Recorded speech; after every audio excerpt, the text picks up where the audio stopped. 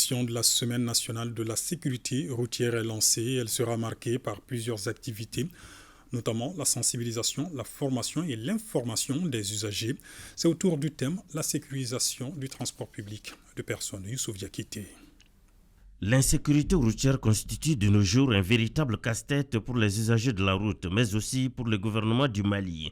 C'est pourquoi les autorités maliennes ont initié cette semaine appelée Semaine nationale de la sécurité routière. Cette année 2023, le Mali célèbre la 19e édition.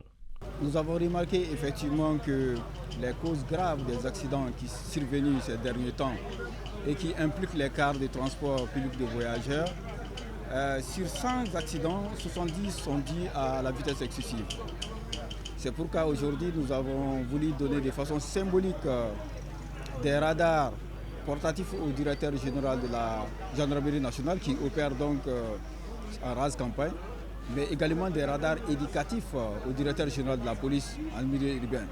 Ces radars éducatifs, le but c'est quoi? C'est de permettre aux usagers de la route de voir eux-mêmes leur vitesse et donc d'adapter leur vitesse à la réglementation en vigueur. La route tue, comme on l'a dit, très souvent pour cause de non-respect des règles du code de la route. La consommation d'alcool au volant, l'excès de vitesse qui ne permet plus de maîtriser son véhicule. Le représentant du ministre de la Sécurité et de la Protection civile insiste qu'il faut respecter le code de la route pour éviter tout dérapage. Le bilan, il est lourd, il est macabre, il est effroyable. Et face à la situation, il est plus que jamais nécessaire qu'on agisse. Il faut agir. Comment agir? L'action doit s'articuler autour d'un certain nombre de maîtres mots.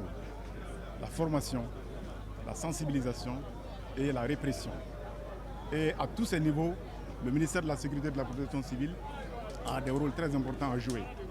En fait, on dit que la route tue, les moyens de transport tuent. Mais en réalité, ce n'est pas la route qui tue, ce n'est pas les moyens de transport qui tuent. C'est le facteur humain qui est déterminant dans tout cela. Quand on parle de sensibilisation, de répression et de formation, la cible, c'est l'humain. On déchiffre dans les discours que les accidents de route sont dus à plusieurs facteurs. L'incivisme des usagers, l'excès de vitesse, mais surtout le mauvais état des routes.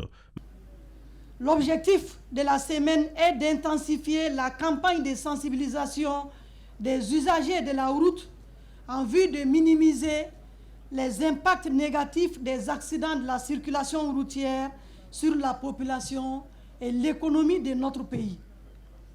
Le problème de l'insécurité routière qui affecte toutes les couches sociales a pris des proportions inquiétantes, devenant une préoccupation majeure aussi bien pour les usagers et les riverains du réseau routier que pour les pouvoirs publics en charge de la gestion de la sécurité routière. L'un des moments forts de la cérémonialité est la démonstration de la protection civile sur les premiers secours en cas d'accident. Pour mémoire, les activités de la Semaine nationale de la sécurité routière se déroulent sur toute l'étendue du territoire national.